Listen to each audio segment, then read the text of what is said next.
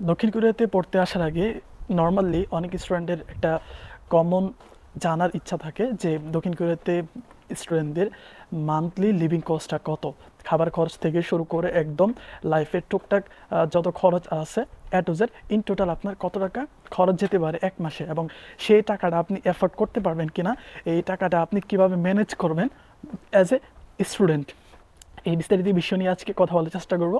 So stay with me. আচ্ছা, basic human needs খাবারের ব্যাপারে আসি। দক্ষিণ কোরিয়াতে খাবার কস্টটা খুব বেশি একটা যায় না, it's totally up to you. আপনি যদি বেশি খরচ করেন তাহলে আপনার হচ্ছে খাবারের কস্টটা বেশি যাবে প্রতি মাসে, আর যদি আপনি কম খরচ করেন তাহলে তুলনামূলক একটু কম যাবে। তবে অ্যাভারেজ যদি খাবার খরচের কথা বলি তাহলে হচ্ছে যে আপনি একটা স্ট্যান্ডার্ড খাবার যদি মেনটেন করেন তাহলে 12 থেকে 15 হাজার টাকা যাবে আপনার সর্বোচ্চ, এবং মিনিমাম আপনি 10 হাজারে কিন্তু আপনার খাবার কস্টটা রাখতে পারবেন। এটা টোটালি আপ টু ইউ।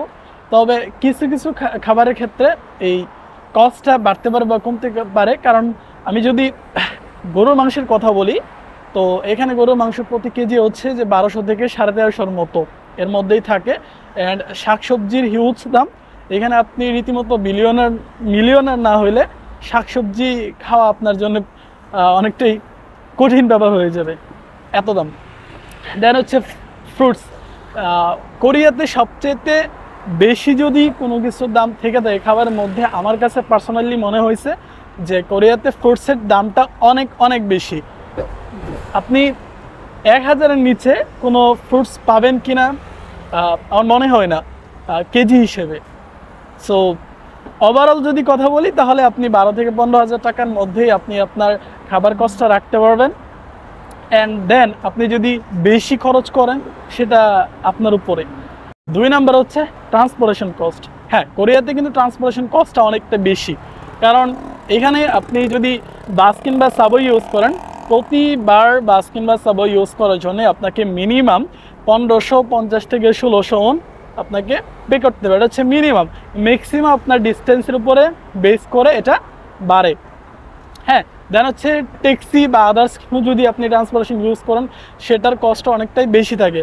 এখন অ্যাজ এ স্টুডেন্ট আপনি যদি ইউনিভার্সিটি এরিয়ার পাশেই থাকেন তাহলে হয়তো আপনি হেঁটে যেতে পারেন আপনার ভার্সিটিতে, আর যদি আপনি আপনার ইউনিভার্সিটি এরিয়াতে না থাকেন, একটু দূরে থাকেন, তাহলে অবশ্যই আপনাকে ট্রান্সপোর্টেশন ইউজ করা লাগতেছে।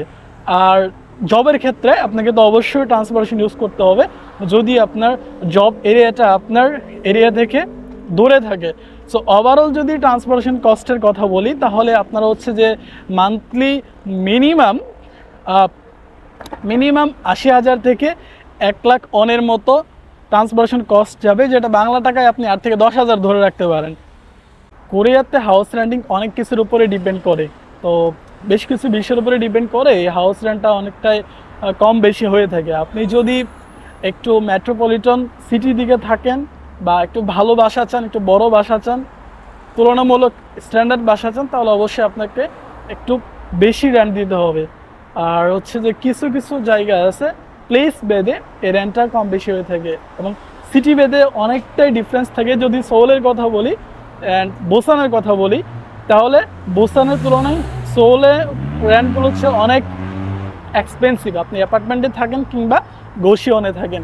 হ্যাঁ, এখন যদি বুসানের অ্যাভারেজ কথা বলি তাহলে এখানে আপনি যদি গোশিয়নে থাকেন তাহলে হচ্ছে যে গোশিয়ন মূলত একটা ছোট রুম যেখানে আপনি একলাই থাকতে পারেন, খুব বেশি বড় প্লেস নেই বা খুব বেশি একটা স্পেস পাবেন না। অ্যান্ড কিচেন এবং ওয়াশরুম এই দুইটা আপনাদের সবাইকে একসাথে ইউজ করতে হবে। একটা গোশিয়নে ধরেন যদি 20 থেকে 25টা রুম থাকে তাহলে 20-25 জন একটা কিচেন ইউজ করতেছে আর হচ্ছে একটা ওয়াশরুম ইউজ করতেছে, বাট আপনি আপনার রুমটা পার্সোনালি ইউজ করতে পারতেছেন, বাংলাদেশে মেসের মতো আর কি। গোশিয়নের এভারেজ কস্ট হচ্ছে 2,40,000 থেকে 2,60,000 বা 70 মতো হয়ে থাকে, অনেক সময় একটু কম বেশি হয় আর কি। এটা ডিপেন্ড করে আপনি কোন এরিয়াতে থাকতেছেন, কেমন গোশিয়নে থাকতেছেন। বড় ছোট ক্ষেত্রে এটা অনেক সময় পার্থক্য হয়ে থাকে। দেন হচ্ছে অ্যাপার্টমেন্ট বা ফ্ল্যাট বাসা। তো অ্যাপার্টমেন্ট বা ফ্ল্যাটে যদি আপনি থাকেন তাহলে আপনাকে প্রথমত ডিপোজিট রাখতে হবে মিনিমাম 1 মিলিয়ন। তো এটা অনেক সময় কম বেশি হয়, এটা ওনার উপর ডিপেন্ড করে যে ওনার রিকোয়ারমেন্টসটা কী। দেন ভাড়ার কথা যদি বলি, রেন্ট হচ্ছে যে প্রতি মাসে 2,50,000 থেকে 3,00,000 বা 3,20,000-এর মতো হয়ে থাকে। সো হাউস রেন্টটা আসলেই অনেকটাই মানে ভিন্ন হয়ে থাকে। বাসা বেঁধে বাসা কি বড় না ছোট, বা হচ্ছে যে বাসা পুরাতন না কি নতুন, তো ওনাদের সার্ভিসের উপরে ডিপেন্ড করে এটা কম বেশি হয়। তবে এভারেজ আপনি 2,50,000 থেকে 3 লাখ কোরিয়ান ওনের মতো ধরে রাখতে পারেন। বাংলা টাকায় হচ্ছে যে 20 থেকে 25,000 টাকা। এখন অ্যাপার্টমেন্টে এই ক্ষেত্রে একটা সুবিধা আছে, আপনারা যদি 2 জন রুম শেয়ার করে অ্যাপার্টমেন্টে থাকেন তাহলে সেই কস্টটা হচ্ছে যে হাফ হয়ে যেতেছে। অর্থাৎ যদি আপনার 3 লাখ ওন অ্যাপার্টমেন্টে রেন্ট থাকে তাহলে আপনারা 2 জন থাকলে সেটা 1.5 লাখের মধ্যে চলে আসতেছে।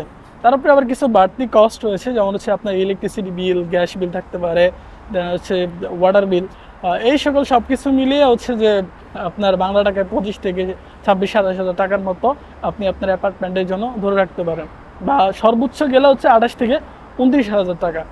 হচ্ছে হেলথ ইন্স্যুরেন্স, অবশ্যই আপনাকে করে রেজিস্টার করতে হলে প্রতি মাসে একটা মিনিমাম হেলথ ইন্স্যুরেন্স পে করতে হবে। কারণ এখানে যেহেতু চিকিৎসাটা অনেকটাই এক্সপেন্সিভ, আপনি যদি হেলথ ইন্স্যুরেন্স প্রতি মাসে পে করেন তাহলে আপনি যখন অসুস্থ হবেন বা কোনো একটা চিকিৎসা সেবা নিতে যাবেন হসপিটাল বা ডাক্তারের কাছ থেকে, তখন ওই ক্ষেত্রে আপনি অনেকটাই ডিসকাউন্ট পাবেন। আপনি যে টাকাটা প্রতি মাসে পে করতেছেন ওই টাকা থেকে হচ্ছে ডিসকাউন্ট পাবেন, এরকম একটা রুলস এখানে আছে, যার কারণে হচ্ছে প্রতি মাসে হেলথ ইন্স্যুরেন্স পে করতে হয়।